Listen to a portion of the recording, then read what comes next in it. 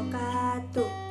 Sampurasun, wilujeng enjing pamirsa, patepang deui sareng simkuring pun Yunita Herliani dina acara Warta Sunda. Nyuguhkeun rupining informasi ki Sunda keur bararea.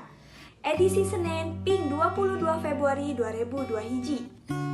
Pamirsa, salami 5 menit kapayun, simkuring baris nyarengan pamirsa dina informasi-informasi sabundeureun Jawa Barat. Anu munggaran aya warta ti Kota Bandung ngeunaan Mang Ratus Imah di Cingaset Kacaahan. Pamirsa, sumangga nyanggakeun iber salengkapna. Pamirsa, Mang Ratus Imah di leleuweuk Cingaset Arcamani Kota Bandung, Kacaahan Balukar Cironggeng Limpas. Di poe Salasa sore kamari, tepi ka poe Rebo isuk-isuk eta caah masih ngeueum sawatara imah warga. Atukna warga teu bisa kamana-mana, dumeh eta jalan diblokir keneh ku panghalang tina kai jeung dreum. Tepi ka poe Rebo isuk-isuk, caah masih ngeueum sawatara imah warga. Sanajan kitu, caah mimiti ngorotan tepi ka 30 cm.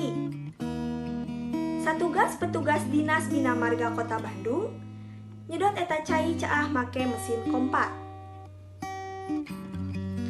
Najan caina ngorotan, kagiatan warga di leleuweuk Cingaset Arcamani Kota Bandung masih kateuk.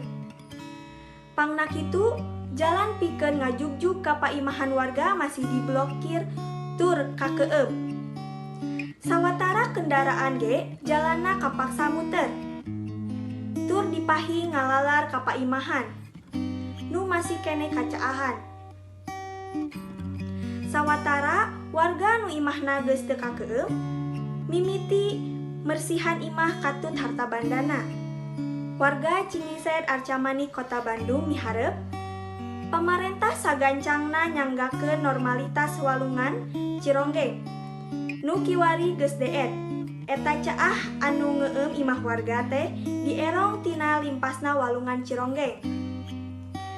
Samalah tanggul walungan Cironggeng kungsi rempag 2 kali.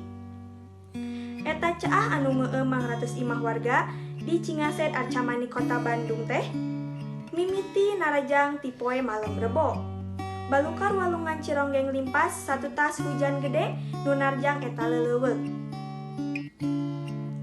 Pamirsa, informasi nembe mangrupi informasi pamungkas dina bidang warga Sunda.